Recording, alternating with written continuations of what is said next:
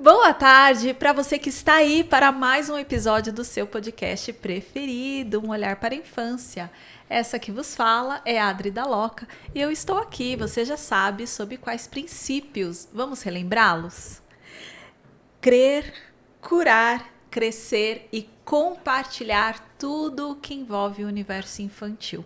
Para você que está aí pela primeira vez, eu te convido a se inscrever no canal, a curtir este episódio, compartilhar com quem você ama. E você que já é nosso companheiro de longa data, curta, compartilhe este episódio que está lindo, lindo, lindo de viver. E ambos eu convido para que se inscrevam na nossa área de membros.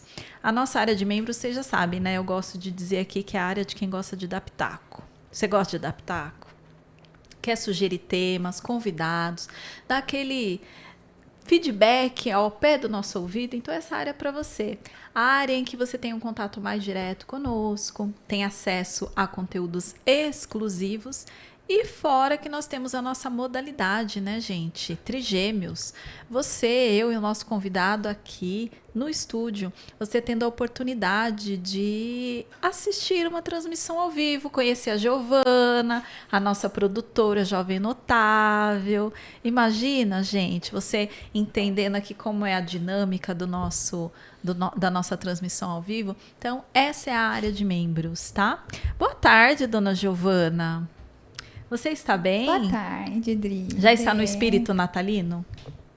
Desde o mês passado. É delícia, né? Você sabe que eu sou tem empolgada, gente... Adriana, adoro essa época. Eu também. Eu gosto muito dessa época. Eu sou aquela pessoa, assim, que chegou final de outubro, passou, assim, Halloween, já tô com as luzinhas na mão, assim, ó. Posso pendurar? Posso. Eu sou uma pessoa também que eu gosto muito dessa época. Eu não gosto da bagunça, da ceia, o negócio de ficar meia-noite esperando pra comer. Não, meia-noite eu tô, minha filha, já tô dormindo, ó. Não, eu também não tenho paciência, porque mas eu gosto do comer, enfeite, mas da eu luz. Adoro. Também eu gosto. Fico ali olhando, eu coloco pra mim. Eu viro meu LED de casa, assim, eu... Muito bem. Eu coloco, né, porque agora eu comprei uma luzinha. Você comprou? Pomponzinho. Parece uns pomponzinhos assim, ó, vermelhinho. E eu boto no rack, assim, ó, e eu fico pra mim. Eu fico feliz da vida. Vira a luz da minha sala pra assistir o dia Muito inteiro. bom. Lindo, eu também gosto. Adoro. E você que tá aí nos assistindo, comenta aqui embaixo, né? Se você gosta também desse espírito natalino, se você monta a árvore de Natal. Eu não monto, né, gente? Tenho 2 gatos. Um abençoado. Pensa num gato abençoado que é o Sherlock. Então eu não posso nem pensar em árvore de Natal, mas eu tenho um presépio. Eu gosto muito da ideia do presépio, de refletir, né? Embora haja controvérsias, né? Se Jesus nasceu dia 25 ou não. Mas enfim, o fato é que eu aproveito essa egrégora que envolve, né, as populações, principalmente as ocidentais nessa época do ano, para a gente refletir o nascimento do nosso Salvador. E pensando nisso é que eu convidei um nosso convidado de hoje, gente, especialíssimo. Olha, eu vou te falar, viu, gente? Dá até um pouco de vergonha o que a gente está fazendo com o nosso tempo. Depois que vocês escutarem essa história aqui de hoje, viu?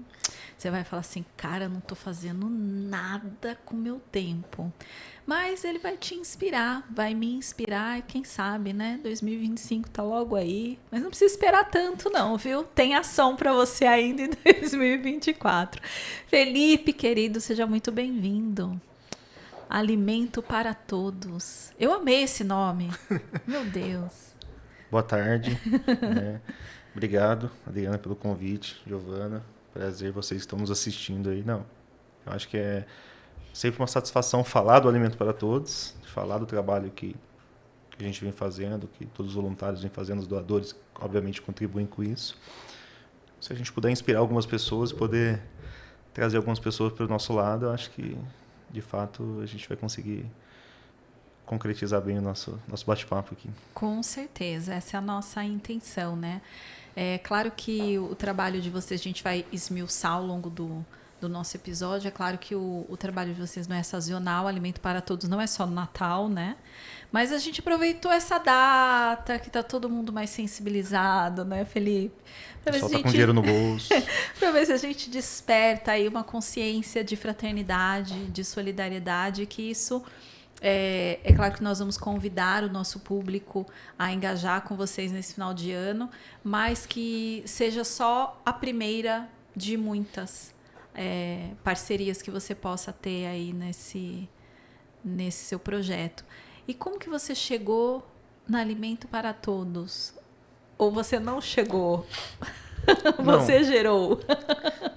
Bom, boa pergunta, porque a gente precisa contar como tudo começou. Com certeza. E, na verdade, assim, eu sempre tive o desejo de fazer algo para o próximo. E também, como muitas pessoas, e eu acho que é comum isso, eu ouço de muita gente, o que eu faço, o que eu ajudo, e é difícil se encontrar. Às vezes você precisa entender qual que é o melhor caminho, se você se adapta, se não se adapta. Mas a minha ideia sempre foi muito clara na cabeça, que eu cresci sempre em locais ou de periféricos ou de comunidades próximas, então eu convivi bem com essa questão de dificuldade, pobreza. Eu nunca fui uma pessoa rica na minha vida, mas assim, eu tinha isso muito bem claro.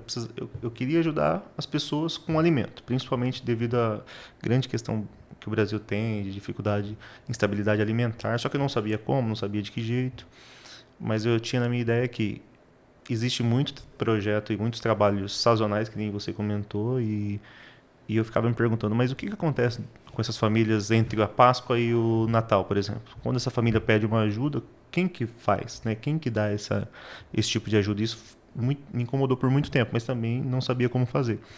E aí um dia eu falei, não, eu quero ajudar, eu vou começar pedindo doações de alimentos para os amigos. Então comecei, falei, pessoal, estou com o intuito de ajudar algumas famílias carentes na região. Vocês conseguem me ajudar? Qualquer item, qualquer alimento.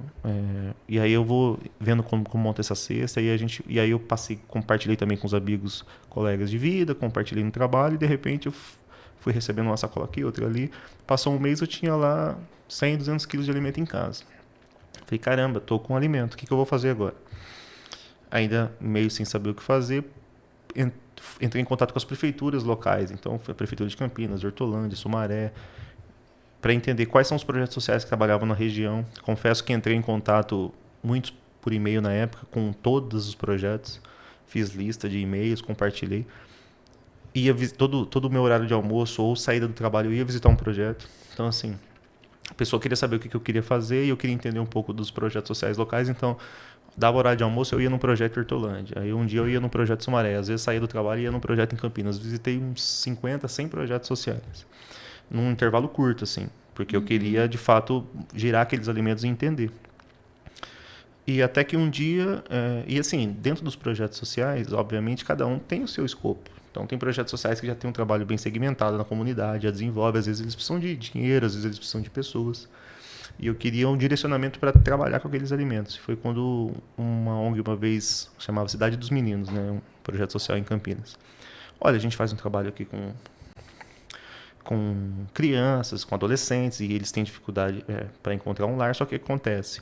Tinha alguns adolescentes lá que completaram 18 anos, eles foram viver sua vida, né? Não pode mais ficar dentro do projeto, e eles estão passando dificuldade. Então, assim, a gente não consegue apoiá-los no momento. Vocês falaram que tem essa questão de alimento, talvez seja um caminho. Aí eu falei, poxa, bacana. Chamei 2, 3 amigos na época, minha namorada na época. Vamos visitar essas famílias? Fomos com assistente social. Visitamos 2 ou 3 famílias na época, se eu não me engano.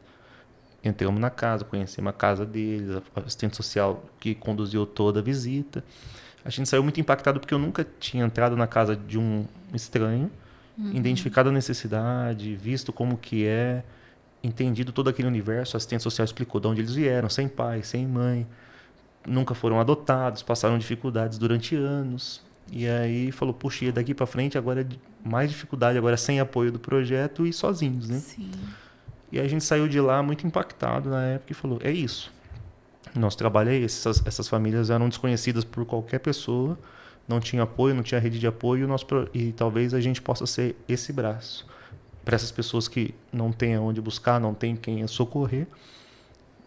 Talvez seja isso.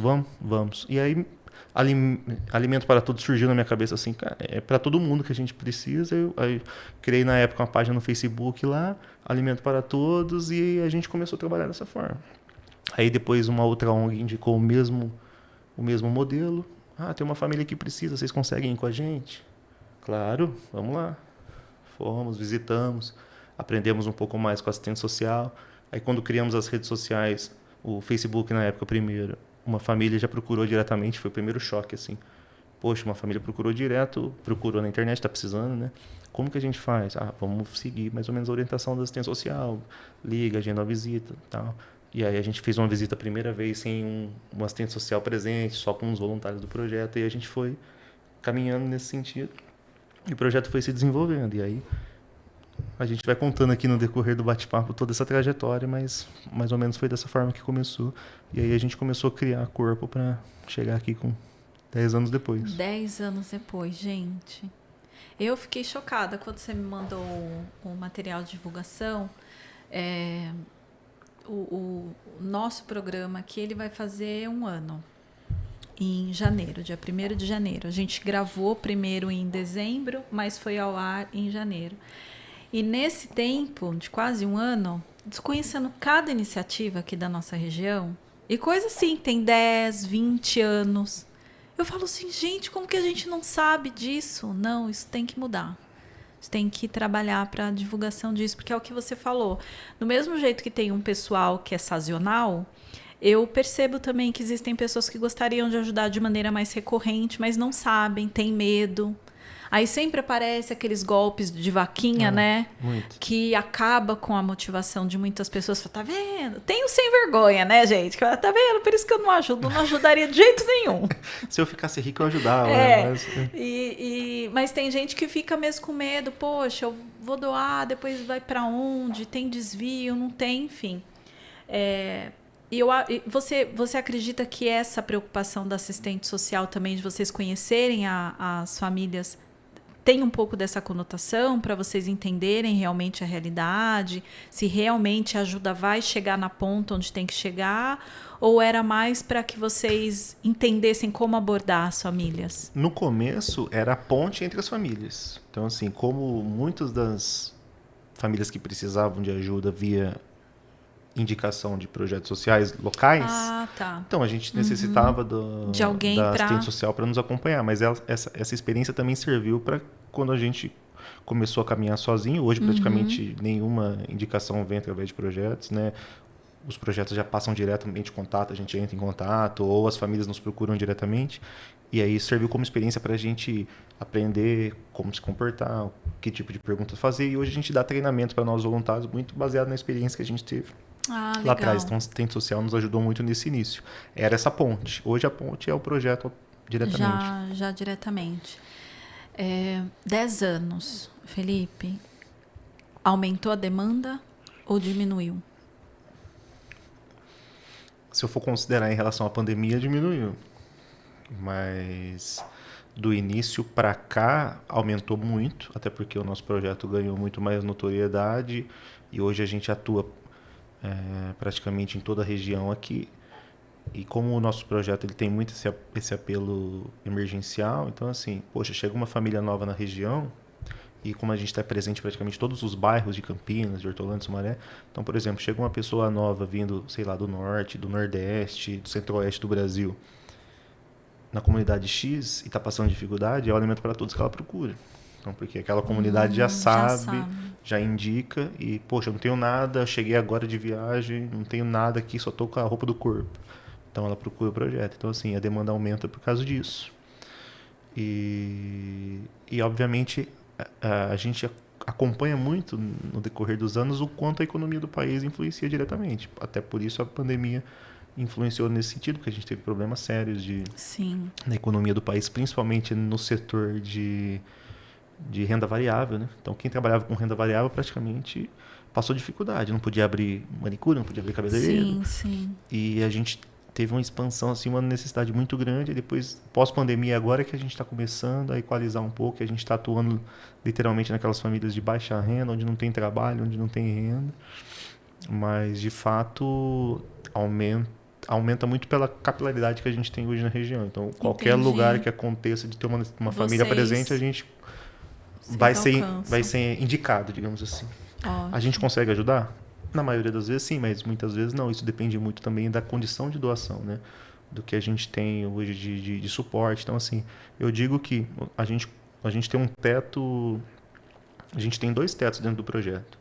Às vezes de pessoas, né? Então, assim, eu não consigo atender, que nem eu atendia na pandemia, 300 famílias por mês. Uau! Porque na pandemia eu tinha mais voluntários para atender 300 pessoas por mês. No primeiro ano de pandemia, a gente atendeu 3.000 famílias.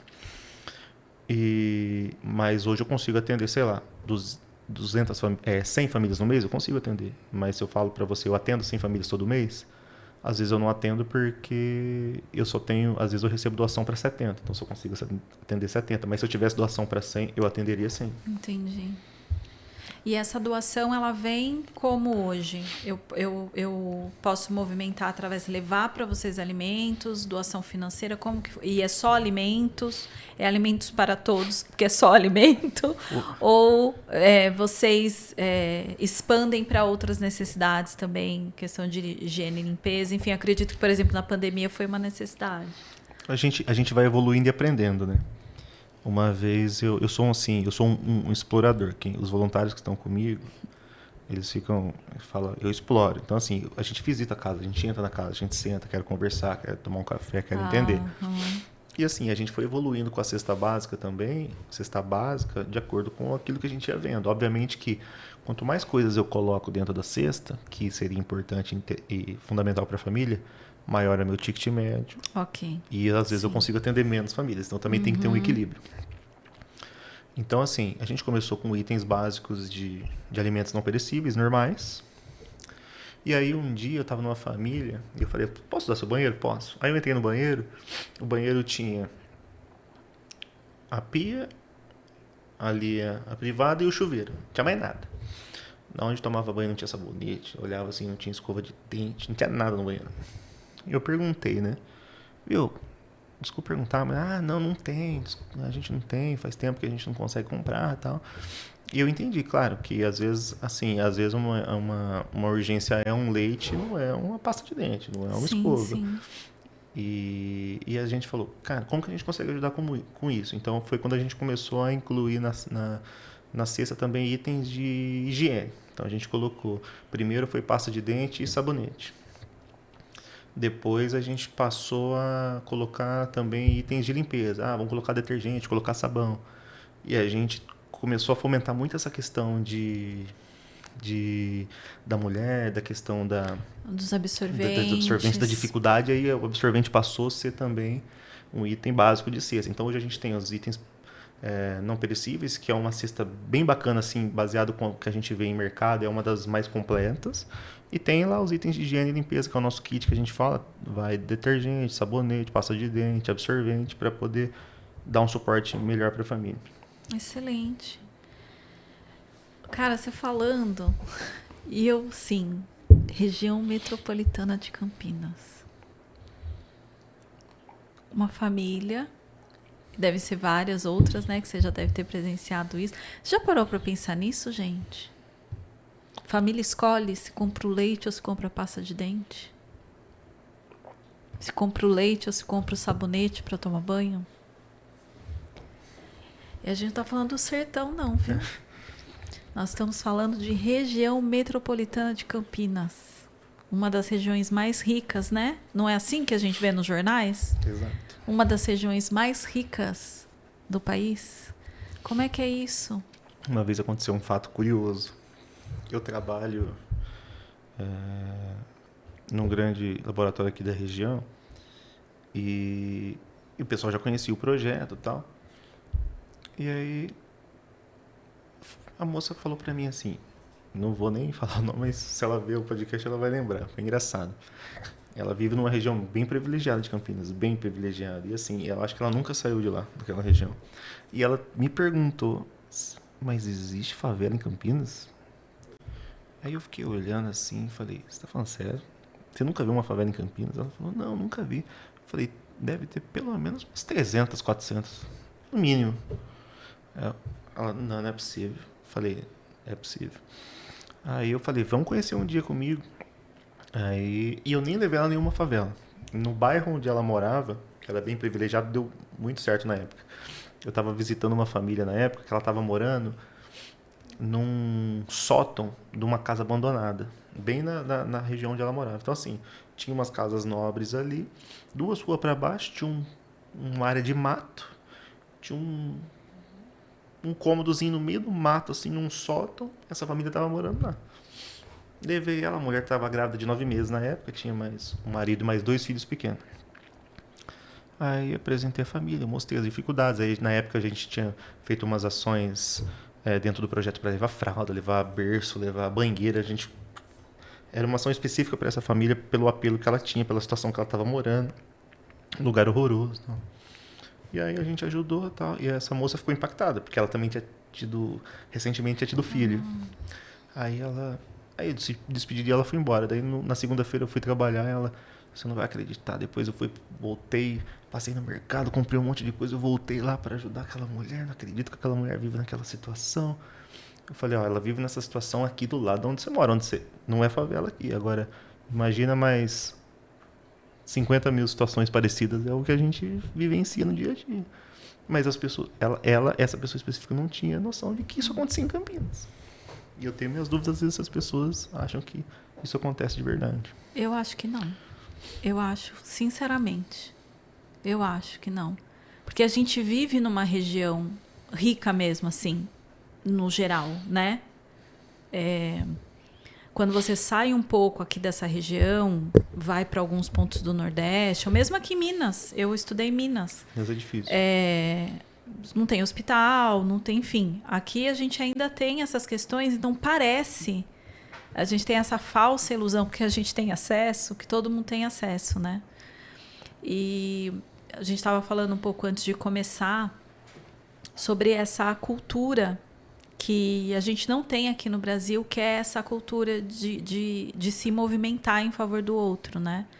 A gente vê muito pontualmente isso, é que não quero ficar puxando sardinha para nenhum lado, mas ainda assim, no nosso país, a gente vê essas iniciativas ainda dos núcleos religiosos, né? A maioria é parte desse público.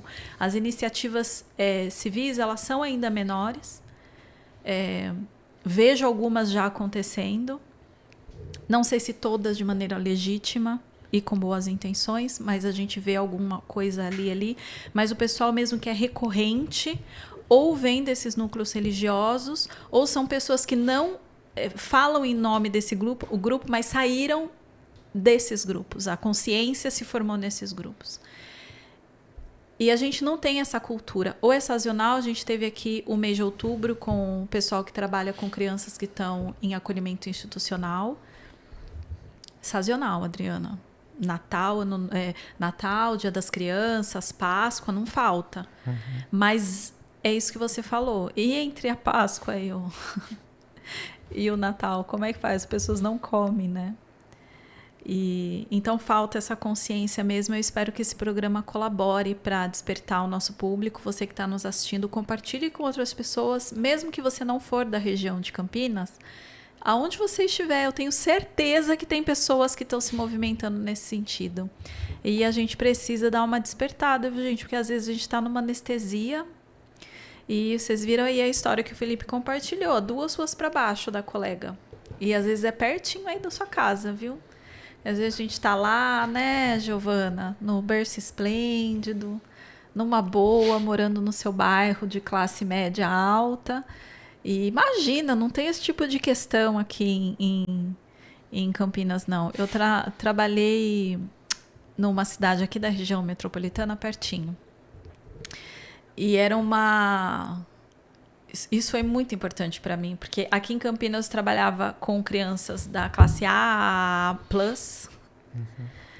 E nessa cidade, com uma criança que ela comia na escola a última vez às 4 da tarde e ia comer de novo na escola às 8 horas da manhã.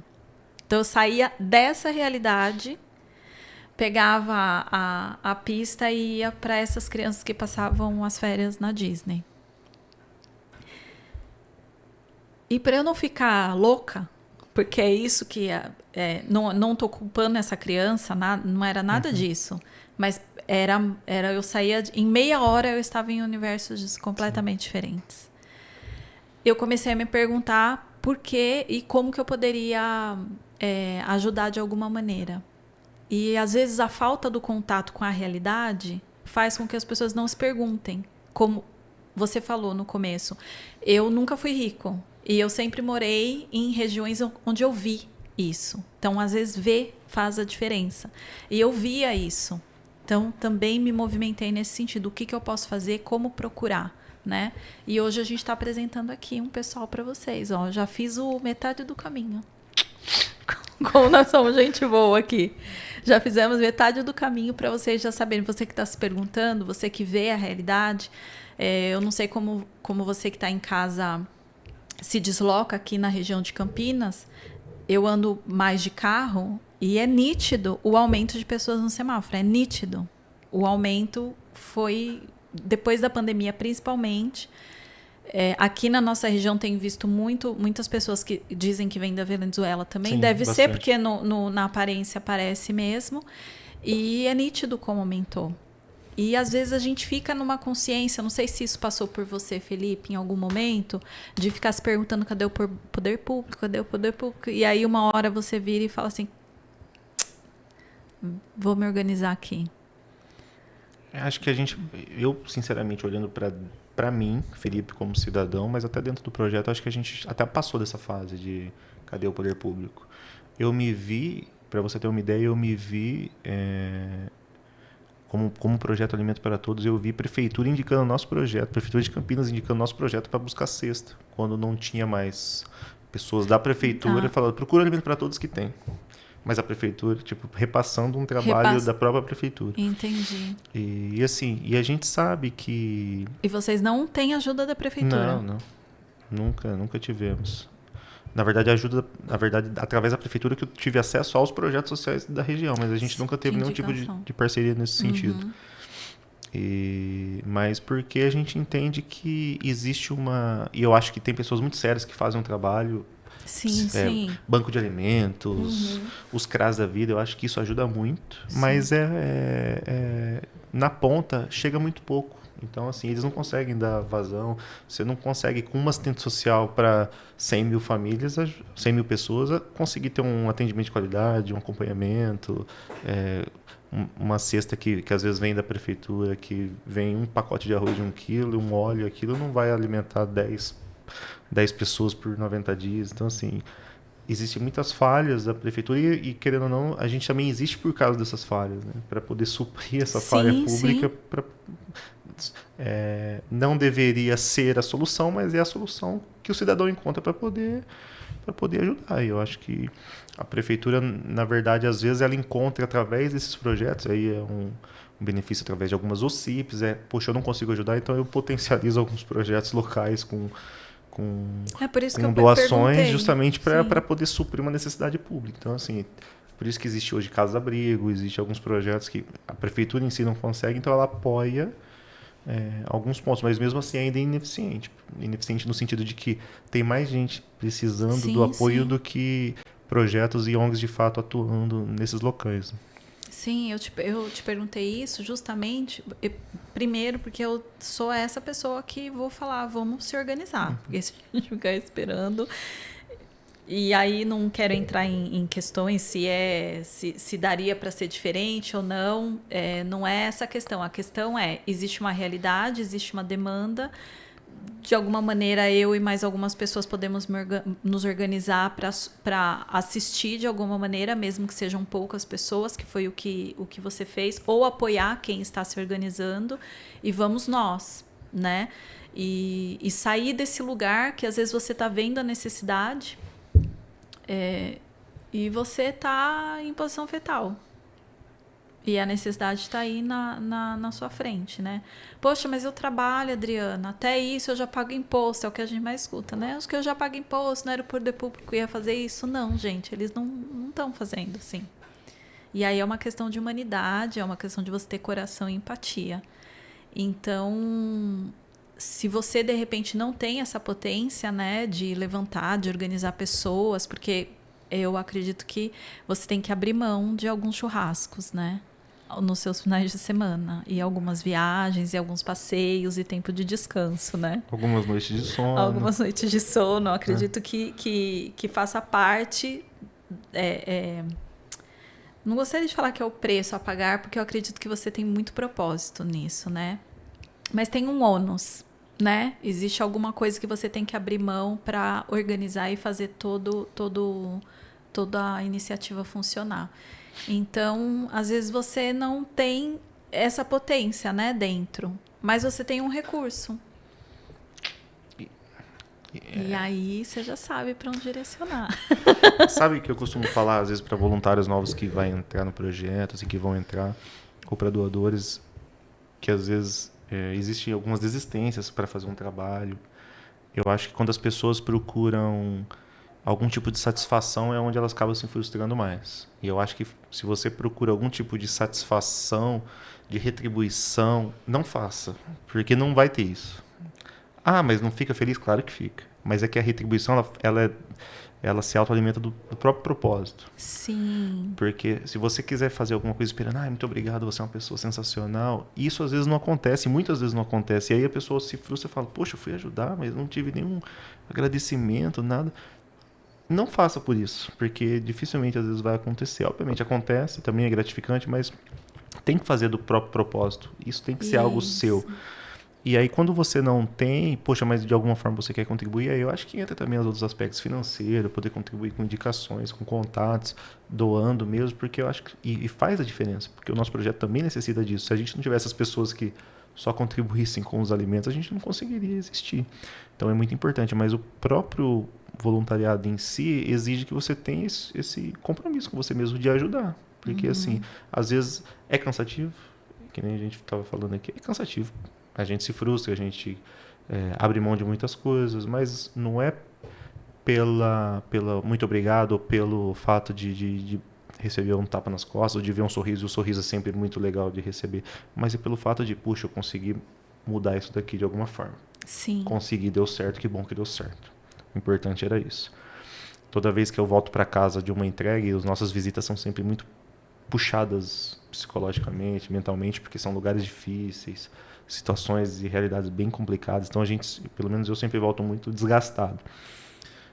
Então, e a gente tem toda uma cadeia de buscar doação, às vezes de comprar, de montar, de deslocar, às vezes desloca 100, 150 quilômetros para atender 5, 6 famílias. E quando eu cheguei em casa, depois de 5, 6 horas, e, poxa, tinha uma família que não tinha o que comer na janta e a gente conseguiu ajudar, para mim a satisfação está ali. E pronto, o dever foi cumprido, né? E a gente precisa ter essa consciência de que isso é a satisfação do trabalho. Não é alguém ficar te elogiando, ficar sorrindo para você, porque às vezes a gente também é mal recebido e mesmo sendo mal recebido, a satisfação está em ajudar e poder contribuir. Ótimo, isso é maravilhoso mesmo. Eu acho que é isso, é essa consciência. A gente passou por um processo agora de preparação, a Giovana e eu, no pessoal que esteve aqui conosco em outubro, do apadrinhamento afetivo.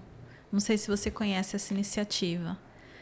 É para que você seja a referência mesmo, crie vínculo e desenvolva como se fosse um orientador mesmo. Sim. De crianças de 7 a 17 anos que estão em situação de acolhimento institucional. Os pais já perderam o direito, né? E é uma faixa etária que aqui no Brasil é remota a chance de adoção, difícil, né?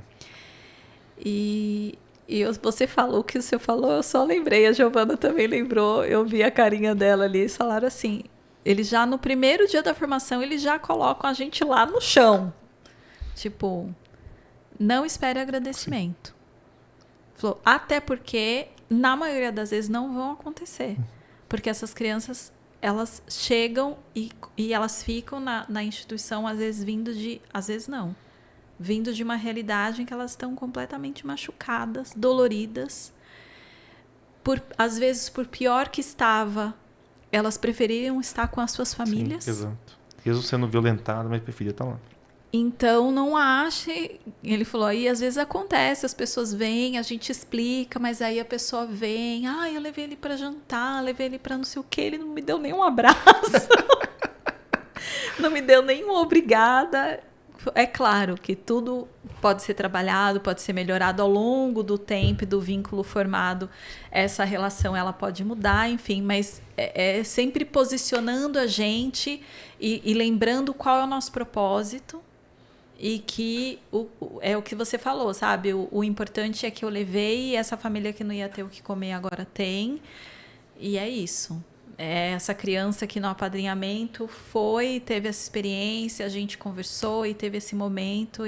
Então eles jogam a nossa... Porque às vezes passa, né? Todo o processo deles também passa por... Eles têm um olhar muito sábio já, muito técnico, para perceber pessoas carentes, pessoas que querem, de repente, estar envolvida num projeto desse, para fazer a selfie, enfim, eles são muito bem treinados. Então, não é só participar dos cursos, depois tem uma outra triagem mais profunda. Mas eu acho muito interessante, porque você falando, eu me lembrei exatamente deles, assim, eles jogam a gente lá no chão, e eu acho que é fundamental. Porque você desperta, sabe? Você entende o propósito pelo qual você está ali. Então, não tem tapinha nas costas, não tem que maravilhoso, não tem aplauso. E eu acho que essa parte é fundamental do trabalho. Até porque, olha só, você falando, né? Cansativo, sacrifício, hora de sono. Tem dia que você se pergunta, acho que no começo, agora acho que não, mas no começo você falava, cara, por que eu tô fazendo isso? Nossa. Na verdade, que nem eu falo, tem que lidar com as frustrações também. Tem que ter muita resiliência, de fato. Você fala, poxa. Quando a gente tinha muita dificuldade no início de poucos voluntários, às vezes eu ia fazer uma entrega em Montemor, depois eu ia fazer uma entrega em Sumaré, por exemplo. E aí eu saía de Montemor e em Sumaré tinha marcado, ligado com a família, tinha agendado, chegava lá, saí. Mas eu tinha marcado. Mas eu precisei sair. Aí você fala, você respira, fala, não, beleza, andei 50 km aqui, agora eu vou voltar mais 50 para casa. Mas tudo bem, faz parte. Mas isso é uma das coisas que acontece. Sim. Com voluntários também. Poxa, marca para ir na casa da família, o voluntário não vai. Eu como líder, então também tenho essa frustração. Eu tenho frustrações como voluntário na ação social e tem como liderança também, com pessoas assim, eu marquei para ir fazer uma visita para a família. Fulano, você não apareceu, cadê você? Eu esqueci que tinha um churrasco, não vai dar para ir. Eu falei, mas a gente combinou, reservei meu sábado só para isso. Mas eu tinha um churrasco, não vai rolar.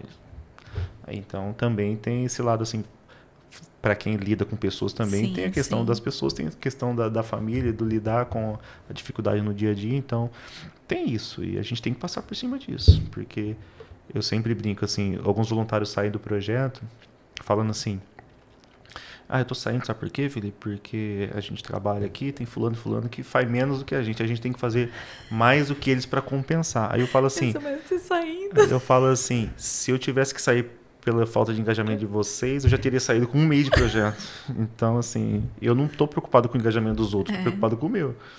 E aí o meu eu vou tocando. Se eu tiver que compensar alguém para não destabilizar o projeto, eu compenso, eu vejo onde eu consigo equilibrar. Mas a vida é assim, a gente tem que trabalhar por nós e de alguma forma trabalhar também coletivo para que a gente, como projeto, consiga atender os objetivos.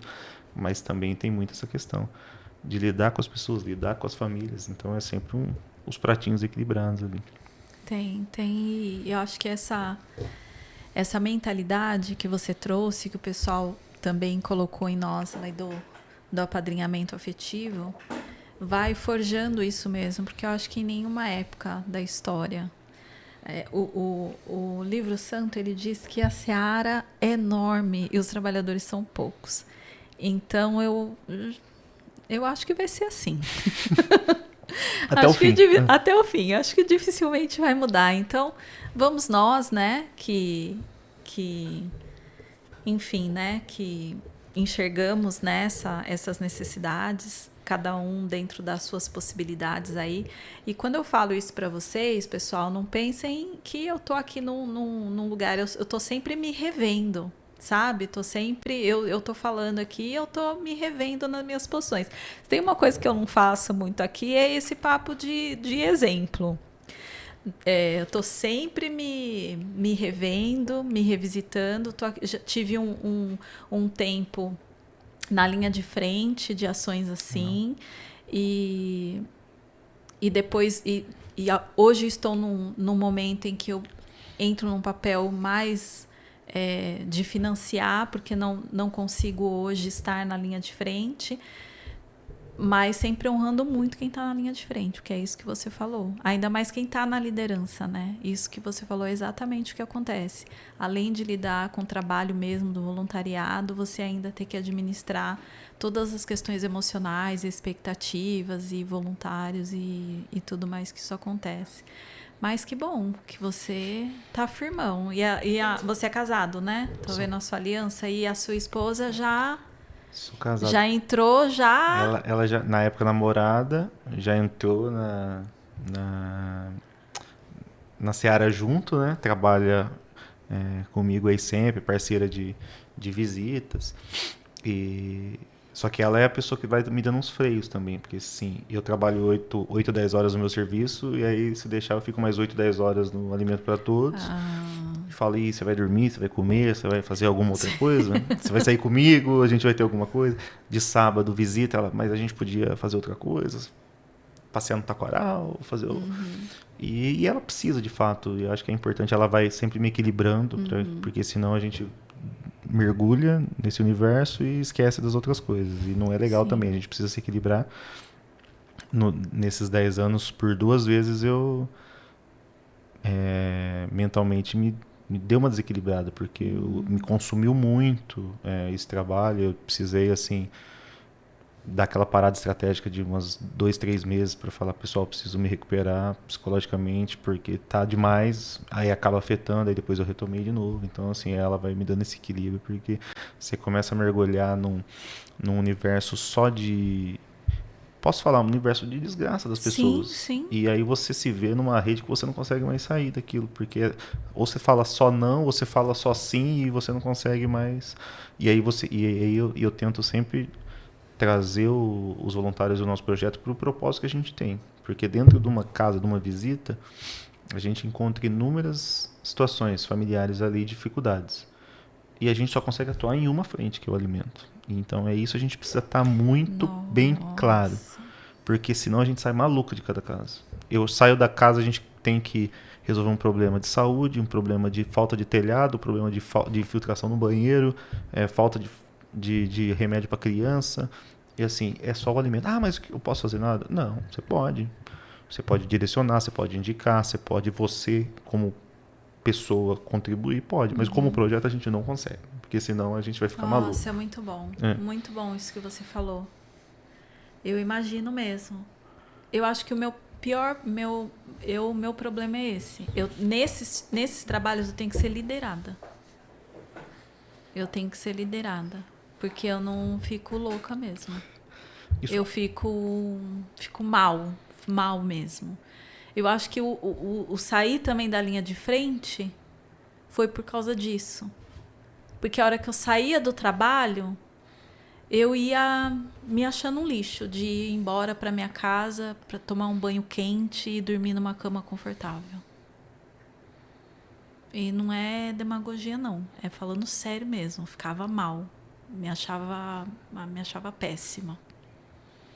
E você sabendo que tem gente ali que não tem aquilo. Você fala, eu não consigo me mover.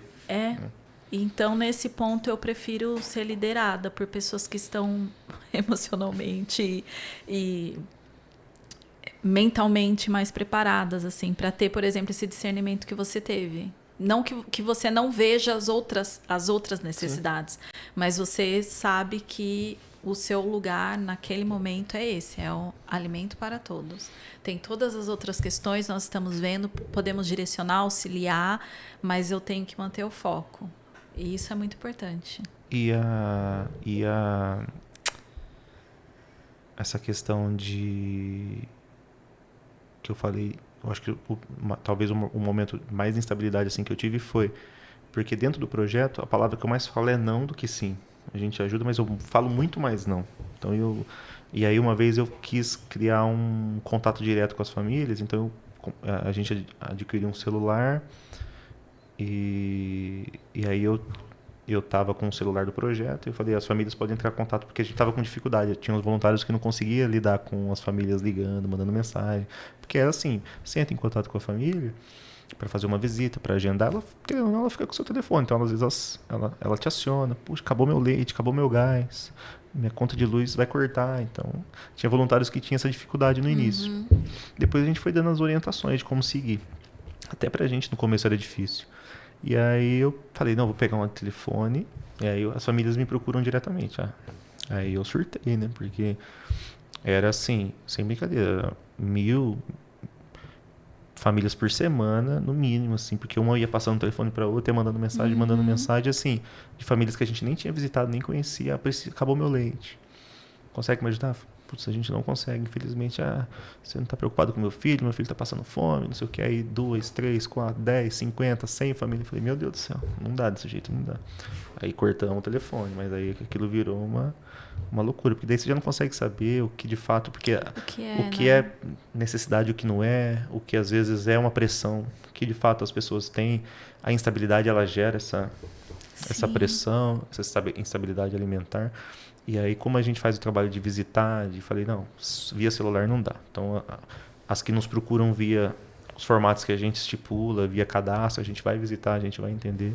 E aí a gente começou a retomar, e aí a gente foi direcionando bem os voluntários no não, pessoal, cartilha do não. Então, aqui, ó, a família precisa disso, direciona para esse telefone. A pessoa precisa desse apoio, direciona para isso. O alimento a gente visita e atende. Isso daqui é não, infelizmente é não. Aí a gente pode indicar outros projetos que podem ajudar, mas a gente não consegue.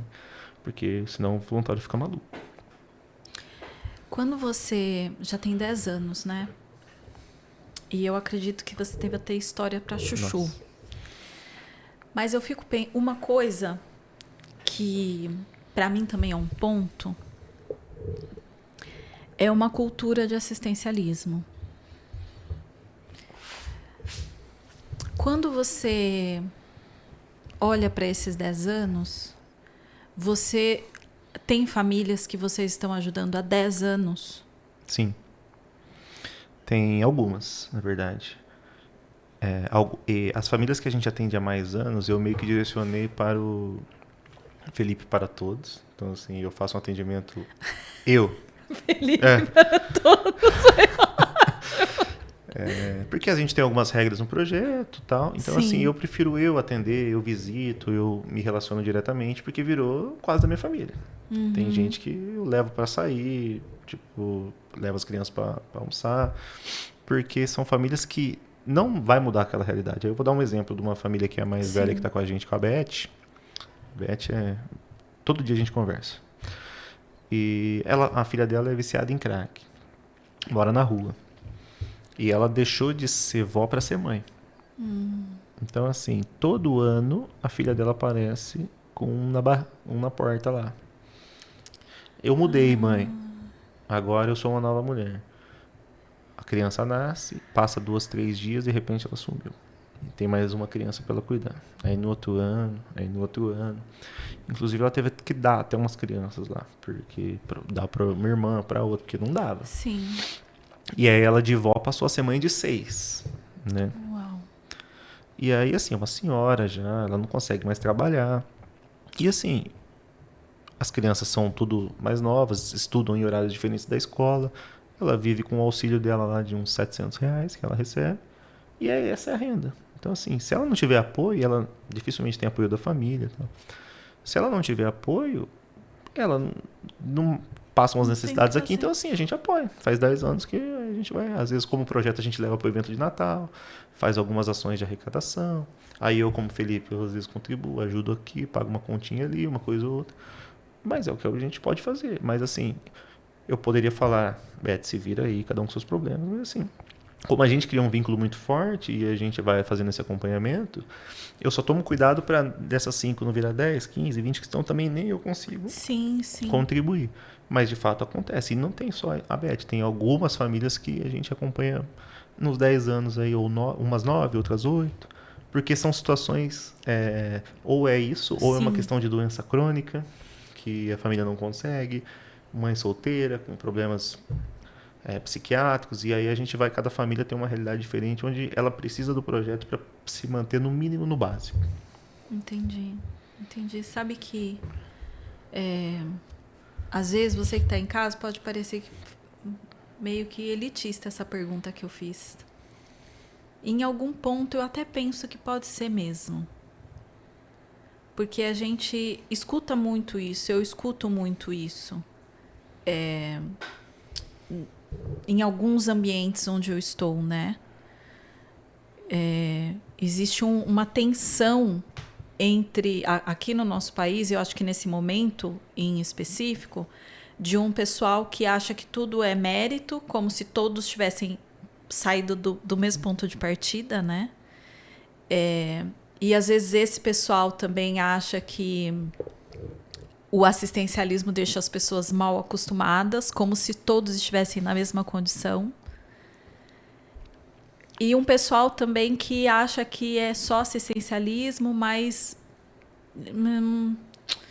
é com uma ideia de domínio, de poder. Com uma intenção de poder, né? E não realmente de ajuda sincera. Então, eu sempre me preocupo em entender aonde que eu estou também, porque eu não quero fomentar esse outro lado, mas também discordo desse que acha que tudo é mérito, como se todo mundo tivesse tido as mesmas oportunidades. E em contato com gente que realmente trabalha com esse público, porque desses dois lados também tem uma galera que nunca nem foi. Exato. Né? A maioria nunca nem foi, nunca subiu um morro, nunca foi na rua, enfim. Mas entre um e outro, eu fico sempre pensando em como equilibrar isso, né? Para que a gente também encoraje as pessoas a tomarem a rédea das suas vidas, né? Para que se sustentem. Mas é porque eu achava que era só uma questão de dinheiro. Eu achava que era uma questão só de recurso financeiro, que era um problema de pobreza.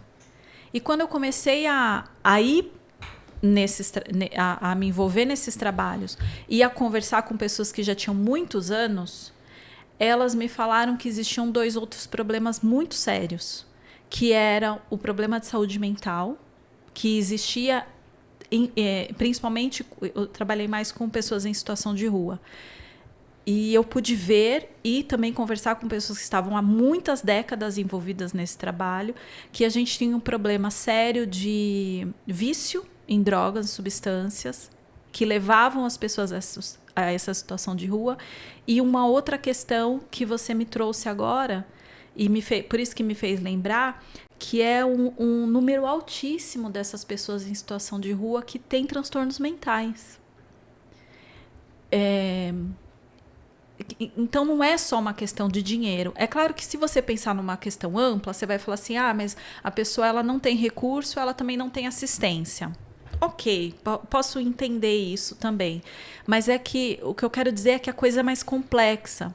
Quando alguém vira pro Felipe e fala assim, mas você não está fomentando uma geração que está acostumada com assistencialismo, e aí você vem e traz para mim e fala assim, peraí, a senhora é idosa.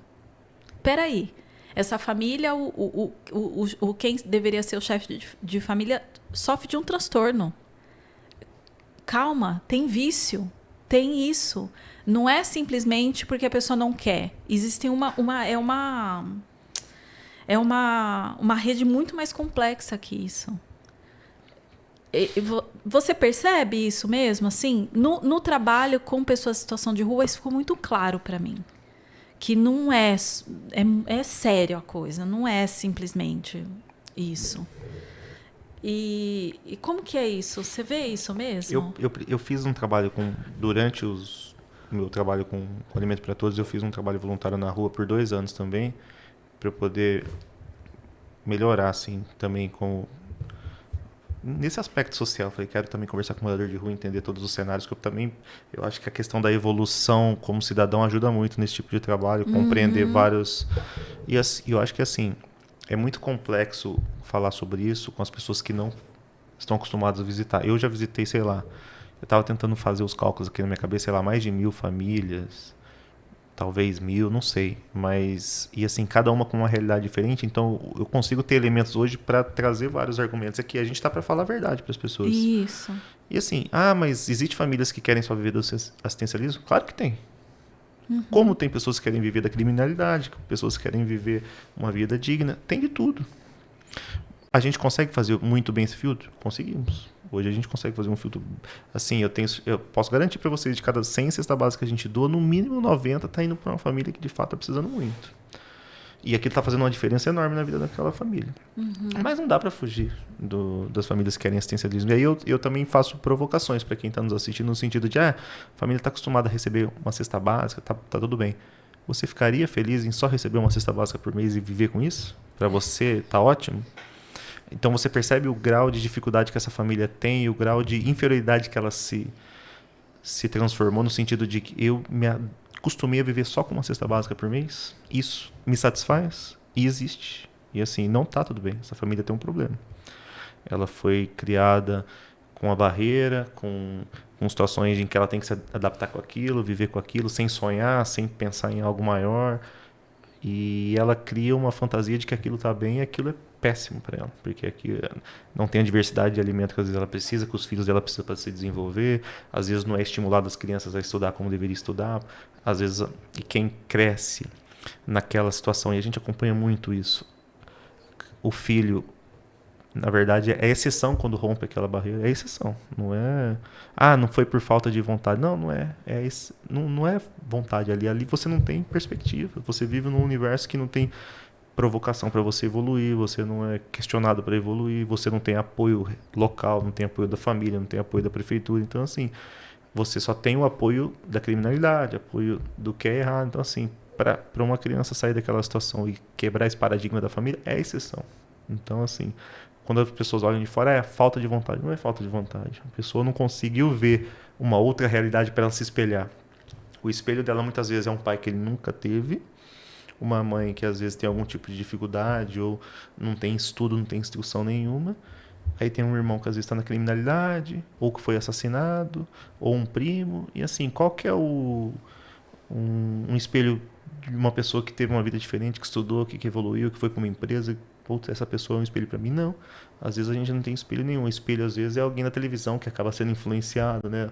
Um influencer da vida, às vezes também não é da melhor maneira. Então assim, é difícil a gente conseguir quebrar isso. E aí, um ponto que a gente, como projeto, tentou trabalhar justamente nessa questão do assistencialismo e isso é complicado.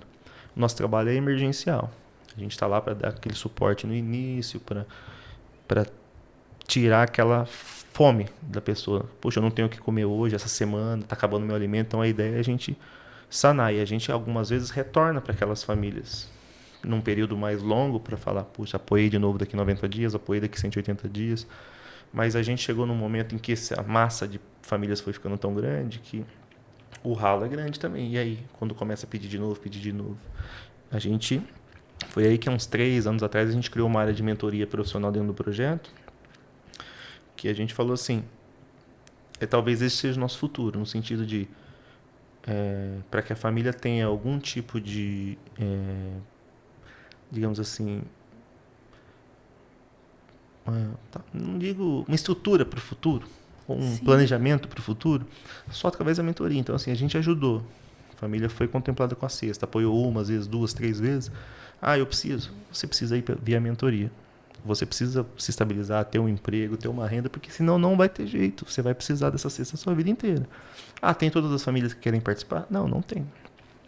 Aí a gente entra para um outro fator que a gente poderia ficar discutindo aqui a vida inteira, que é esse fator limitante que as famílias encontram. Eu vou trazer um exemplo aqui para vocês. Pensem, uma família às vezes recebe de auxílio R$900. Ela recebe R$600 de auxílio, mais um Bolsa Família, R$900 por mês. E eu falo assim, com propriedade. Tem muitas famílias, e antes do auxílio, tinha famílias que recebiam R$100, R$150 e sobrevivia com R$150 por mês. Dava para comprar o leite e escolhia se pagava a conta de água ou de luz. E eu visitei, assim, dezenas, centenas de mulheres, porque na maioria das vezes é só mulheres, que só viviam com essa renda, R$200, R$300. Com a pandemia veio o auxílio e esse auxílio acabou sendo mantido. Então, a gente, com o trabalho da mentoria, acabou encontrando uma dificuldade também. Porque, assim, imagina uma família hoje que ganha R$900, é uma mulher, 2, 3 filhos, às vezes tem, não é nem marido, às vezes é um segundo marido, mas tem um marido na casa. Se ele tiver uma renda fixa, superior a esse valor, às vezes perde esse auxílio. Aí ele vai procurar na rua, não tem instrução, não tem estudo. Aí ele vai procurar e falar, eu consegui um trabalho para trabalhar 25 dias no mês, de segunda a sábado, todo dia, R$1.200. Aí a pessoa pensa, eu já ganho 900 sem precisar trabalhar nenhum dia. Por que eu vou querer trabalhar 25 dias no mês para ganhar a mesma coisa? Não, prefiro continuar só com o auxílio. Entendi. E isso é um problema. Assim, é uma solução, ao mesmo tempo é um problema. Sim. Porque, como não tem a fiscalização que deveria, e eu sou a favor de ter e deveria ter, eu só acho que deveria ter mais fiscalização, um trabalho mais próximo, no sentido de... E aí é um trabalho que se desenvolve também no desenvolvimento da criança e do adolescente, depois do jovem, do adulto, você vai entrar no primeiro serviço para 1.200, mas depois você pode chegar a 2, você pode chegar a 3. Mas as pessoas não pensam nesse desenvolvimento. Eles pensam, tipo, é melhor eu ter os 900 a vida inteira do que, eu ter que trabalhar, quem sabe ter 1, quem sabe ter 2, quem sabe ter 3. Não, eu vivo agora. Eu vivo hoje, então o 900 aqui garantido é melhor. E aí a pessoa se limita a viver naquela realidade mínima. E a gente encontra barreiras nesse sentido. Quando a oportunidade de emprego esbarra com o fixo que ela já tem. E aí a gente atingiu um outro patamar dentro do projeto, digamos assim. Quando a gente começou a trabalhar com a mentoria, a gente identificou, aqui temos um problema. Tem famílias que a gente consegue encaixar, tem outras que não, elas não vê a saída. E eu digo para a mãe solteira, às vezes é melhor. Fala, eu ganho R$600, R$700 de auxílio.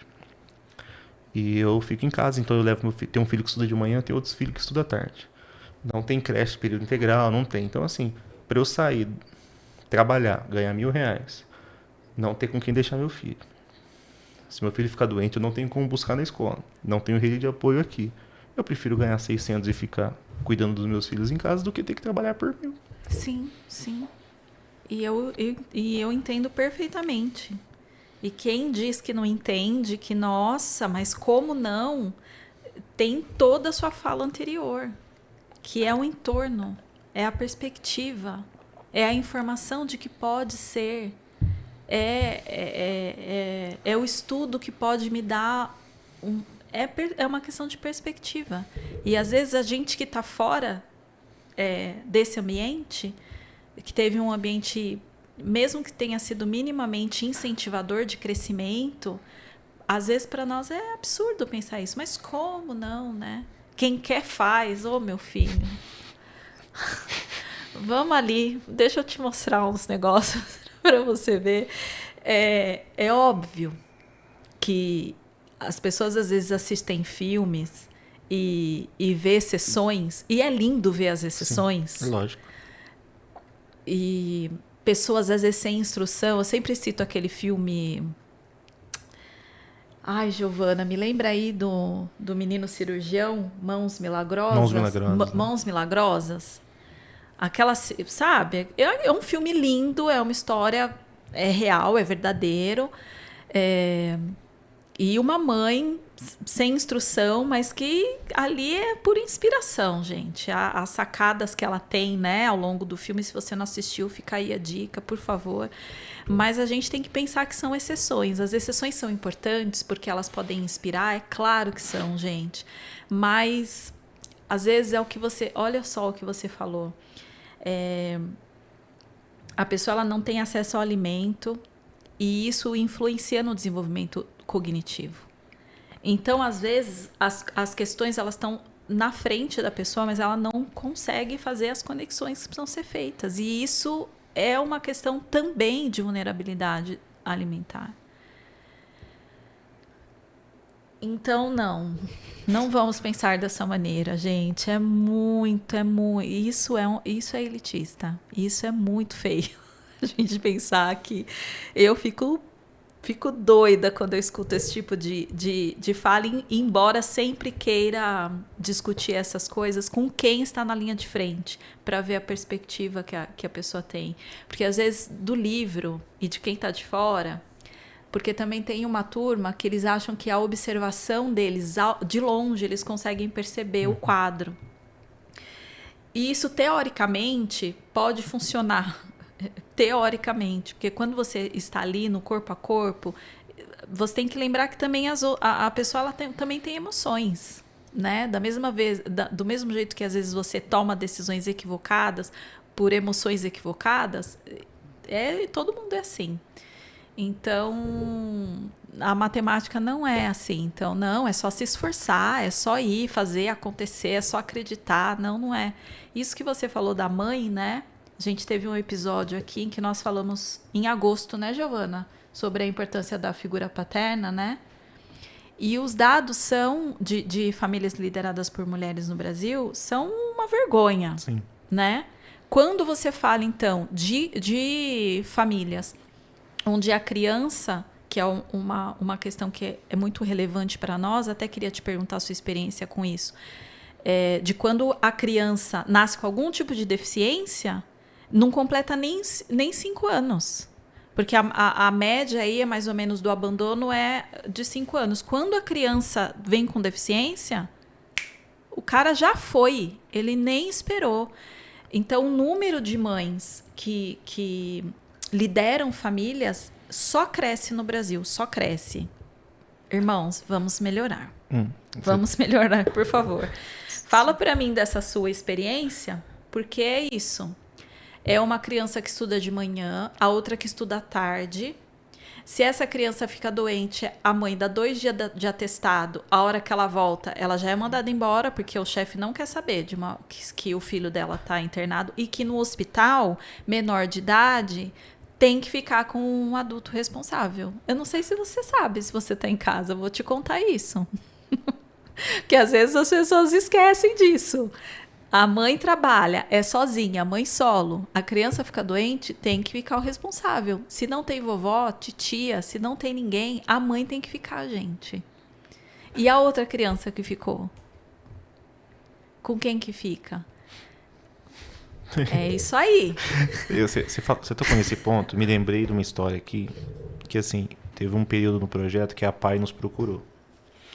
E acho que foi uma das experiências mais ricas, assim, difíceis pra gente, porque a PAI falou, a gente tá com as dificuldades de algumas famílias, vocês conseguem ajudar? Claro. Vamos lá. Aí eles passaram 20 famílias pra gente visitar, atender. Eram crianças com hidrocefalia e microcefalia. Das 20 famílias que a gente foi, só 2 tinha figura paterna. 2. De 20. De 20. E assim, as demais, obviamente que teve um pai para aquela criança nascer. Os outros praticamente foi na descoberta da própria doença. Nem esperou nascer. Não, nem esperou nascer. A hora que descobriu, desapareceu.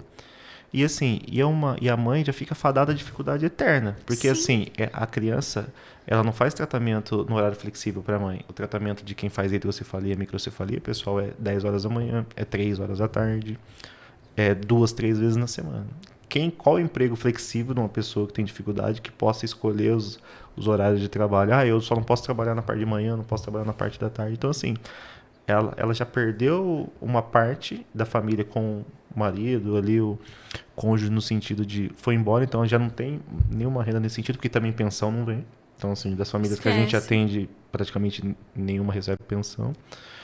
E aí ela também já não consegue trabalhar. Então, às vezes, ou ela tem que fazer alguma coisa artesanal para ela poder levantar uma renda, ou ela está fadada a viver de ajuda e de auxílio. Ah, mas ela não recebe auxílio do governo? Sim, pela questão da doença do filho, mas muitas vezes os próprios custos com deslocamento e medicamento é praticamente o valor que ela já recebe, e ela arca com aquilo para poder não deixar de levar o filho, de tomar os medicamentos. Mas aí como que ela vai se manter? Se ela pagar um aluguel, como que faz? Então, assim, foi bem impactante para a gente nesse sentido. E o outro ponto que você trouxe, como desgraça pouco é bobagem, né? Pois é. Às vezes as pessoas perguntam assim, poxa, mas esse pessoal fica doente, né? Vai muito no médico. Se vocês visitassem uns locais que a gente visita, imagina uma pessoa que mora, o chão é de barro e a casa é de papelão e de madeira. Imagina a umidade que é. Imagine a questão de problema respiratório, o que a gente visita de crianças que têm problema de bronquite, asma. Então, assim, de cada 10 crianças, no mínimo 5 tem, que a gente visita. Então, essa mãe, em algum momento do mês, ela passa no hospital com o filho. E é recorrente essa questão de, foi mandado embora, precisei de atestado. As empresas não querem saber. A verdade é essa. E não tem rede de apoio para fica sem emprego. E muitas vezes as mães desistem de procurar justamente por isso. O que dizer para você, meu pequeno gafanhoto, que está aí sentado, com o iPhone na mão, decidindo se você vai pedir uma pizza ou um lanche gourmet. Meu querido, não sinta culpado. Eu tenho alunas de classe média alta. E eu digo para elas, meus amores, vocês não têm culpa. Os pais de vocês tiveram condições, tiveram acesso a excelente educação, estão dando a vocês excelente educação. Provavelmente vocês terão um futuro brilhante, dadas as condições que são oferecidas, e vocês estão aproveitando. E não é culpa, não. Mas vamos despertar para a consciência social, para o que está do lado, né? Eu tenho um problema com o acúmulo, com esse excesso de acúmulo. Não sou comunista, tá, gente? Que fique bem claro. E não tenho nada contra. Amo os comunistas também, todos. Eu acho que a pessoa ela tem direito a usufruir do fruto do trabalho dela. Mas aonde a gente vai parar, gente? Se só eu tô bem. Se tem muito, mas só tem para mim e para os meus. Em algum momento a gente vai ter que despertar para isso. E não por força de lei, né? Não por coerção do vizinho que acha, mas por um despertar de consciência mesmo. De humanidade, sabe? De você pensar que na sua região, que é uma das regiões mais ricas do país, existem pessoas como o Felipe acabou de falar, que moram em casa forrada com papelão, que não é casa, né, gente? A gente fala casa aqui para dar uma amenizada. Eu não tenho filho ainda, tenho esperança ainda. Não sei se virei. Existem famílias que têm filhos, outras que não. Mas eu fico pensando que quem tem filho, eu acho que ainda tenha mais um despertar, assim, porque eu fico pensando, você falou agora dessas famílias, né? As mães receberam um diagnóstico com o bebê no ventre e o pai sumiu. E a mulher ficou nessa situação sozinha, gente. Pensa nisso. E uma mulher que vai ficar sem perspectiva. É o que você falou. Como que trabalha? Né? É uma criança que demanda cuidados, demanda fazer terapias constantes. Vocês que são o nosso público, nossa, quantos profissionais nós já trouxemos aqui, né? Para falar tanto da infância no geral, como para crianças que são portadoras de deficiência. Então, vocês sabem a demanda que é e a importância de fazer as terapias. Como isso contribui para o desenvolvimento, para a autonomia dessas crianças no futuro. Então, não dá simplesmente pra gente ficar caindo nesse discursinho, não, viu, gente? Esse povo que acostuma com a Bolsa Família. É a realidade, como o Felipe falou. Tem gente que gostou. Mas tem gente que não tem alternativa. E mesmo esses que gostaram, gente, olha o que o Felipe trouxe aqui. Olha a situação mental, né? A consciência que tá dessa pessoa que se colocou nesse lugar. Não é nem pra gente falar esse tipo de coisa, sabe? Porque é triste a situação no geral. E só tem essa consciência, assim, quem não adianta, gente. Só na linha de frente eu recomendo todo mundo se envolver com algum tipo de trabalho desse. Real. Adriana, mas eu não tenho tempo. Faz pelo menos uma vez por ano. Vai na linha de frente. E você vai fechar a boca, vai falar menos. Vai falar menos. Sabe que no tempo que a gente fazia esse trabalho com pessoas em situação de rua, Felipe, teve uma coisa também que me surpreendeu. Uma coisa que eu ainda vou pensar se eu vou falar, porque eu acho que eu não quero confusão para minha cabeça. Mas uma que me surpreendeu, que tinham pessoas que elas vinham de fora, não eram daqui da região, elas vinham de regiões onde elas não estavam conseguindo emprego, e elas vinham para cá, mas elas trabalhavam. Mas elas não... Aí elas trabalhavam, normalmente, assim, de trabalhos de auxiliar de obra, de pedreiro e coisas assim. E conheci vários homens assim. E aí eles passavam num serviço que tem da prefeitura, que eles pagavam centavos, tomavam banho. Acho que tinha uma refeição também. E eles dormiam na rua. Porque o que ganhava não era suficiente para custear um aluguel. E eles diziam que não gostavam muito de dormir nos abrigos. Por N questões que eles falavam, enfim, eles dormiam na rua. E isso foi uma coisa... Eu ficava pensando... Eu nunca ia imaginar isso. Porque a gente, às vezes, cresce no ouvido, né? Ou as pessoas que estão em situação de rua são pessoas que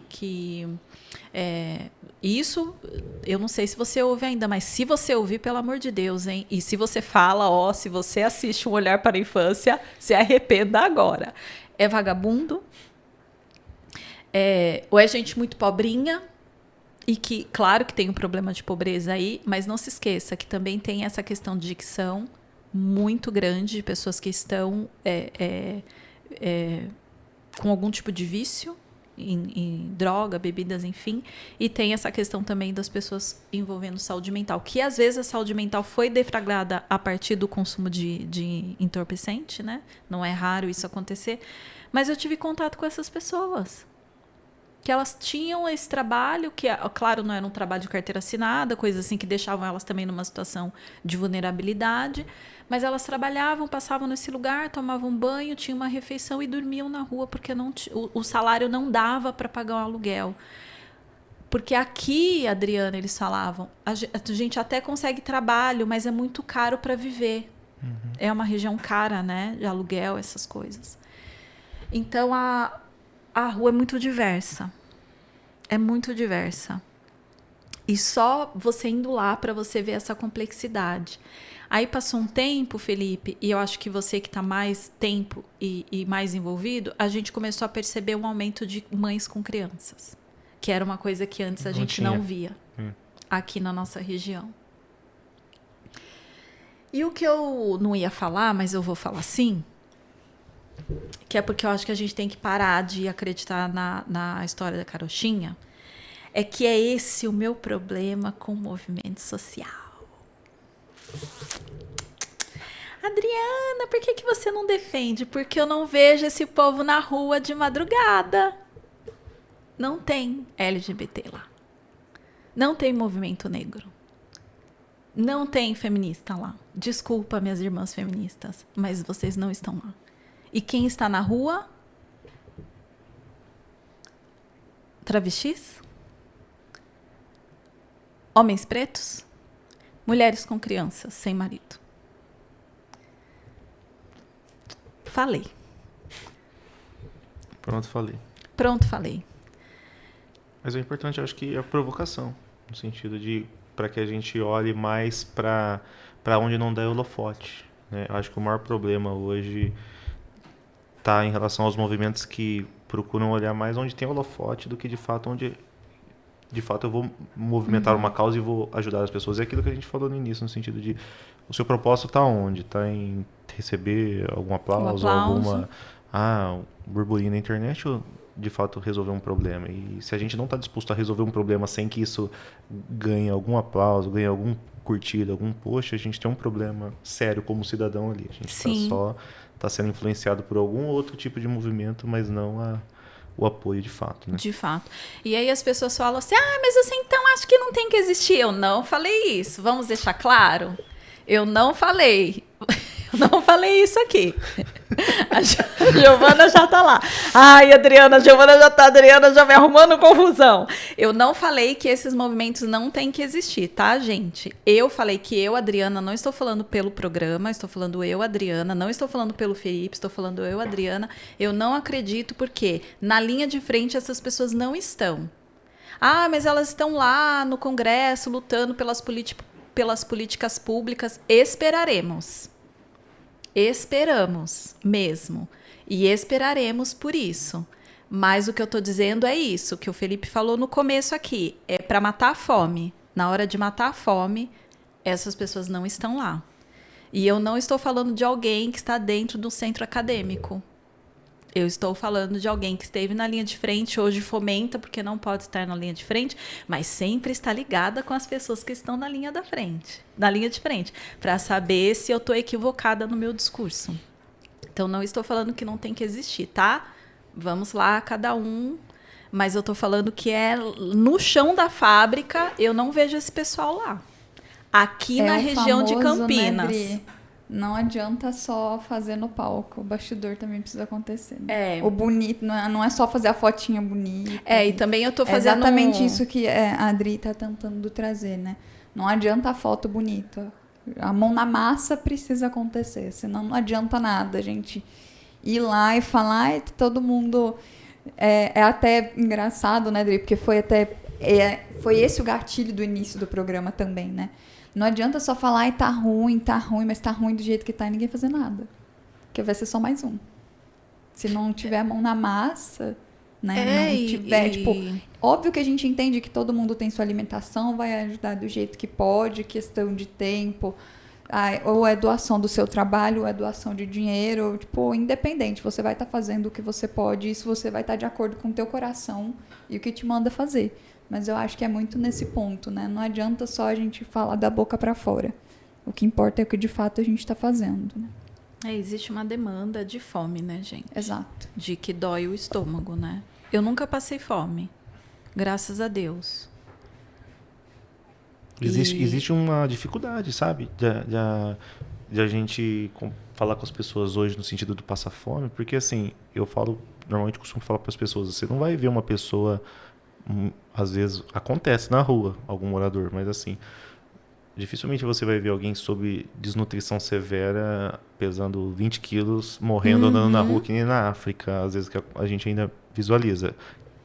Que é uma pena ter lá e que bom também não termos aqui, mas a fome está muito relacionada à insegurança alimentar, à instabilidade alimentar. Você trouxe um ponto logo no começo da fala, eu visitei famílias que falar, eu faço meu filho dormir 12 horas todo dia, porque daí eu pulo 2 refeições, a gente já faz um almoço-janta, porque é a única refeição que tem no dia. E assim, a instabilidade alimentar é péssima, porque às vezes você sai de casa, você não sabe se você vai procurar um emprego, se você vai estudar, ou você vai tentar arrumar um alimento para você comer. Então você fica encruzilhada ali, para onde que eu vou? E isso não traz segurança, você não consegue ter estabilidade psicológica, mental, como você lida isso com conflitos familiares, às vezes você não consegue ter um bom relacionamento com o marido, com a esposa, com os filhos, então isso gera uma instabilidade terrível. Sim. Então as pessoas confundem fome com instabilidade alimentar, e a instabilidade alimentar ela é horrível para toda uma construção de família. Uma saúde integral, Exato. Né, da pessoa, Exato. Certeza. Nossa, muito perfeito isso que você colocou. É verdade, porque às vezes a gente fica esperando, né, ver a pessoa com 20 quilos. Fala, não tem problema. O Brasil não tem problema disso, não. Olha aí, ó. Uma vez eu fui fazer uma visita como a sardinha entrou na nossa cesta básica. Uma vez eu fui... Essa salve, hein? Uma vez eu fui fazer uma entrega emergencial num Satélite Íris, em Campinas, à noite. Era uma estradinha de terra, assim, era uma emergencial mesmo. Tanto que eu fui à noite, a família não tinha. Só que naquela rua eu já tinha ido várias vezes. Porque ali é uma rua bem difícil, várias famílias eu já atendi. E tinha umas crianças, assim, acho que uns 8 ou 9 anos, no máximo, fazendo uma fogueira na rua, chãozinho de terra, fazendo uma fogueira. Eu cheguei, eles me reconheceram, meu carro era vermelho na época, chamava atenção. Um moleque, eu ouvi de longe, a hora que eu abri o carro, o moleque falou, ó o tio ali, ó. Ele traz cesta, na cesta tem sardinha, mano. O moleque falou assim, tem sardinha na cesta, tal, não sei o quê. Aí, beleza, aí eu fiquei com aquilo na cabeça, aí visitei a família, conversei, entreguei. Falei assim, às vezes a família tem dificuldade do leite, do arroz e do feijão. Imagina da proteína para se alimentar. Pois é. E aí, a sardinha na época era um item que assim, tendo a gente colocava, não tendo a gente não colocava. E aí ele passou a ser obrigatório. Falei, pessoal, às vezes é a única proteína da família. Vamos ter sardinha na cesta. E aí passou a ser o item obrigatório também. E aí a gente vai pegando essas nuances e vai vendo, tipo, como a coisa é mais funda, né? Nessa questão de instabilidade. Às vezes é o básico, depois é um básico para acompanhar o outro básico. É uma proteína para acompanhar um alimento. E isso vai aumentando, né? Aí para higiene pessoal, para uma série de outras coisas. A Ari, minha companheira de bancada, queridíssima, que está de licença maternidade, ela é nutri. E ela me despertou para uma questão. Ela falou, eu fico muito brava com essa popularização das redes sociais contra o leite, da lactose, que é inflamatória, não sei o que. Ela falou, gente, Brasil, às vezes a única fonte de proteína é o leite. Para de ficar inventando. Ai, mas é o glúten. Ela falou assim, o ferro, o ácido fólico que está na farinha da cesta básica. Ela falou, gente, pelo amor de Deus, nós estamos na Suíça. A gente precisa ter consciência da realidade, porque eu acho que nós dos grandes centros, voltando de novo, né, dos grandes centros de bolha, porque você está falando de um grande centro, de uma realidade terrível, a gente fica numa bolinha dos grandes centros, a gente às vezes é irresponsável com essas informações, gente. É irresponsável. E a Ari me chamou a atenção para isso.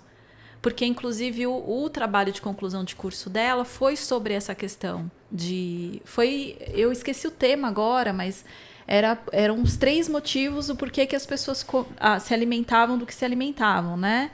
E aí tinha, acho que a primeira questão era a questão de preço, praticidade, e a terceira eu não me lembro. Mas ela fez um estudo mais aprofundado do comportamento alimentar num recorte aqui da nossa região.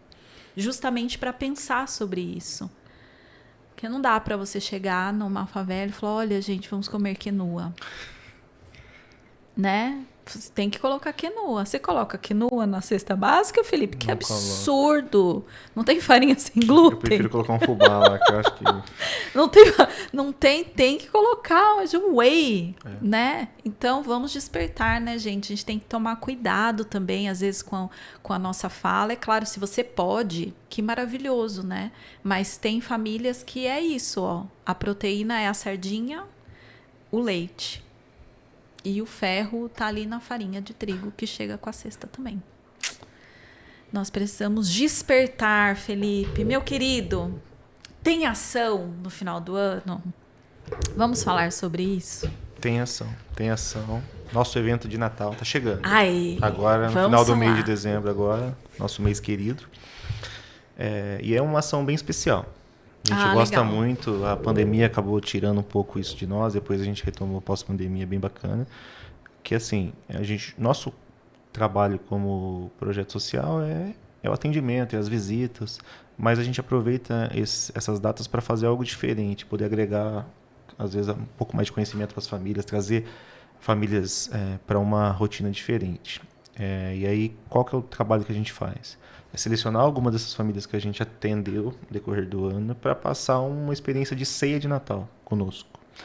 Legal. Então a gente traz essas famílias para um ambiente onde a gente prepara, normalmente um ambiente amplo, uma escola, algum projeto, onde a gente tem estrutura de cozinha, estrutura de salas, para passar um dia inteiro conosco. Então a gente aproveita para dar para as crianças um dia de diversão, muita interatividade, recreação.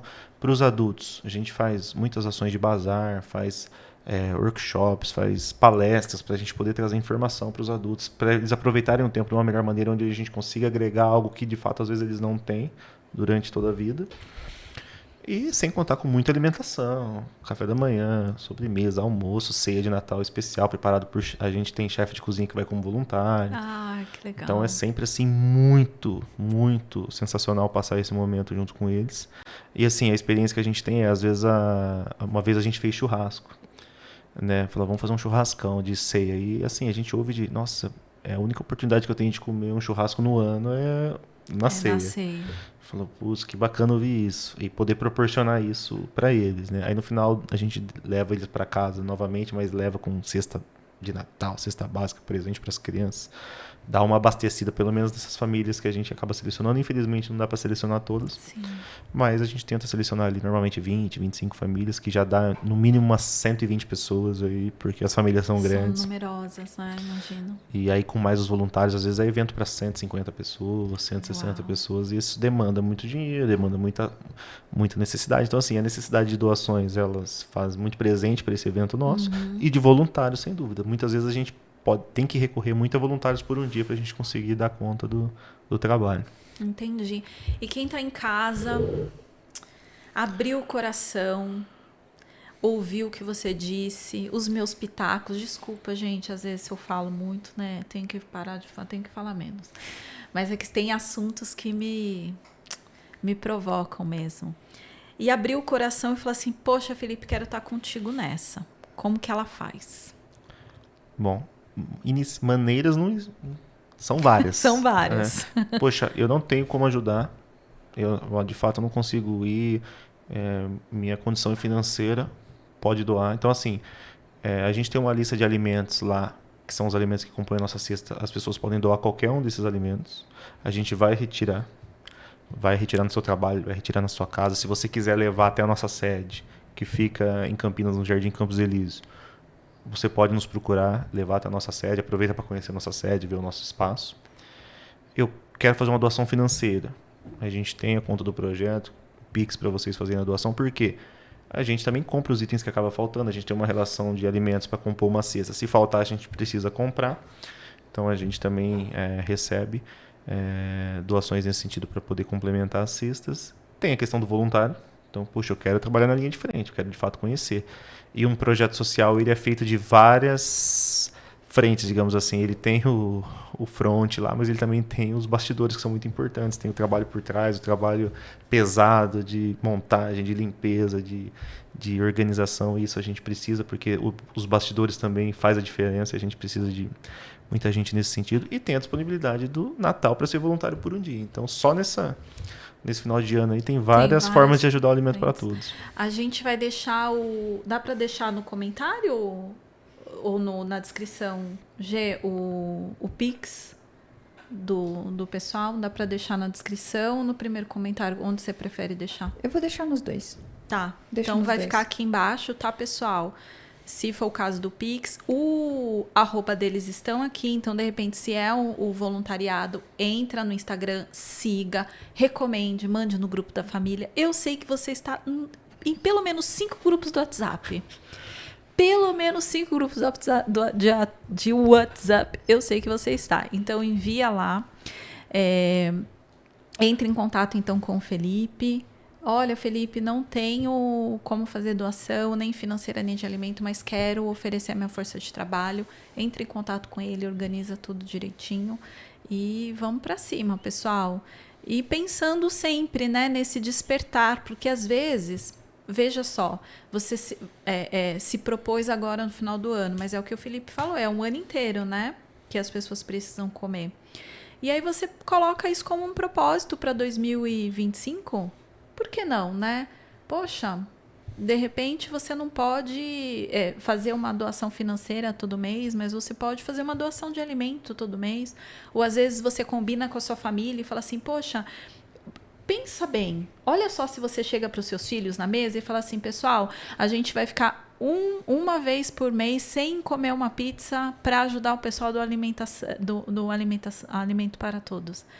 Olha, De repente, com que consciência que seus filhos já não vão crescer?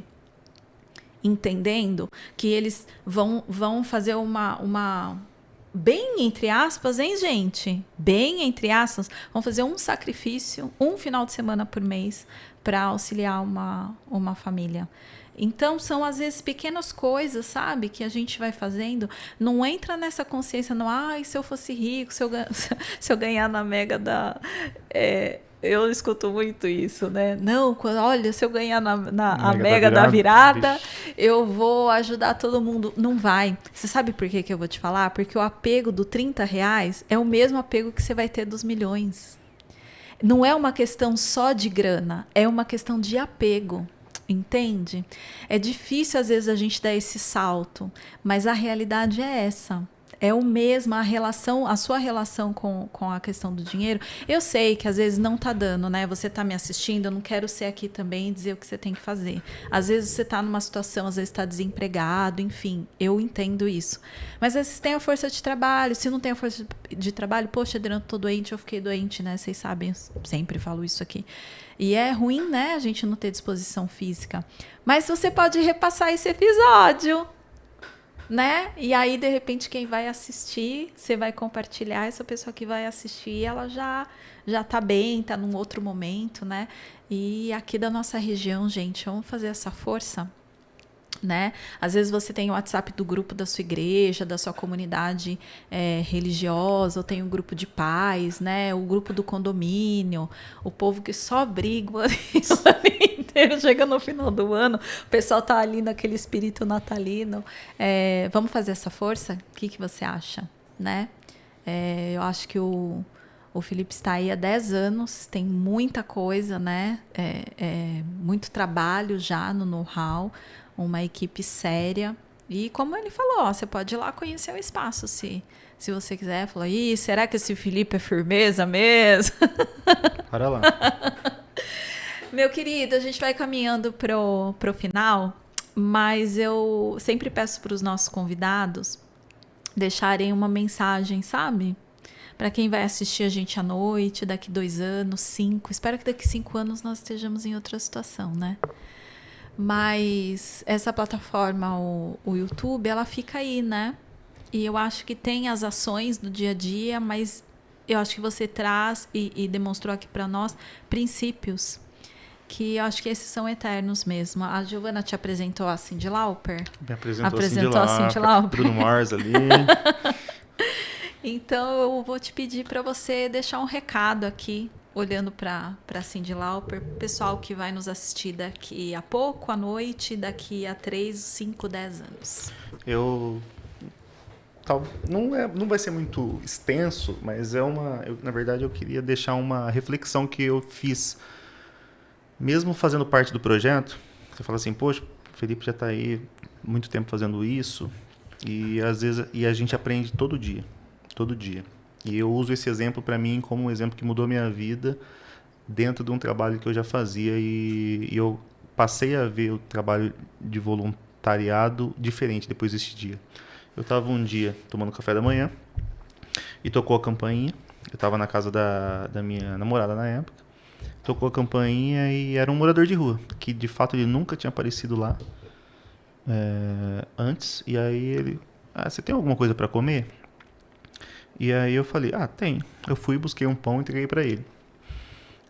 E aí ele virou para mim e falou assim, você não consegue passar uma manteiguinha no pão? Aí eu, claro. Fui lá, passei uma manteiguinha no pão, voltei, entreguei para ele. Ele, obrigado. Você não tem um cafezinho não para me arrumar também? Falei, tá, vou lá. Peguei o café, trouxe para ele. Ele falou, cara, eu gosto de tomar um leitezinho, assim, um pingadinho junto com o café. Se tivesse, não fosse incomodar. Na hora eu falei, tá de brincadeira, né? Voltei, botei o leite no café, trouxe para ele. Ele ficou olhando para mim assim. Se você tivesse um bolinho, eu ia embora. Aí eu fiquei bravo na hora. Falei, cara, não é possível. Aí voltei e tinha o bolo. Peguei, cortei o bolo. Entreguei para ele, muito obrigado, tal. Deus abençoe, e vou embora. Eu voltei para tomar café. Eu adoro pingado. Aí o que eu tomei de café da manhã? Pingado, pão com manteiga e bolo. E eu olhei para aquilo e falei, por que eu não servi isso para ele da primeira vez?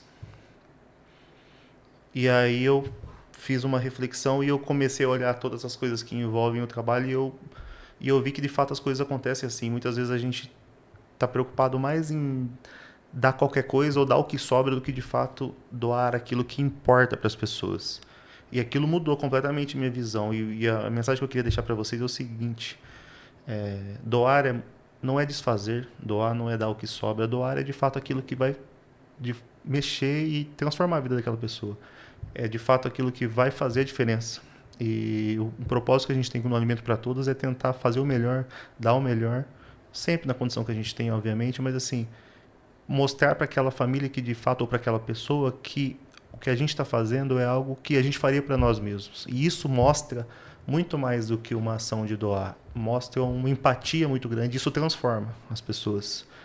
E quando a gente vai doar, eu acho que é importante a gente pensar nisso de alguma forma. Qual é a mensagem que a gente está transmitindo? É uma mensagem de descarte? É uma mensagem de vou fazer qualquer coisa? Ou é uma mensagem de amor? E a mensagem de amor, eu acho que ela só é de fato concretizada quando a gente faz aquilo para o próximo como a gente gostaria de fazer para nós mesmos. Eu acho que essa é a mensagem que eu gostaria de deixar para vocês.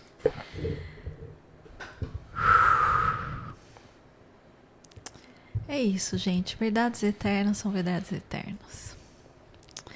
Meu querido, muito obrigada. Obrigado muito a vocês obrigada. pela oportunidade.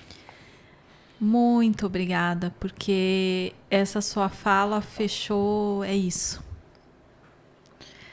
Me fez lembrar muito esse desastre que nós tivemos no nosso país, que as pessoas mandaram um salto alto para o Rio Grande do Sul.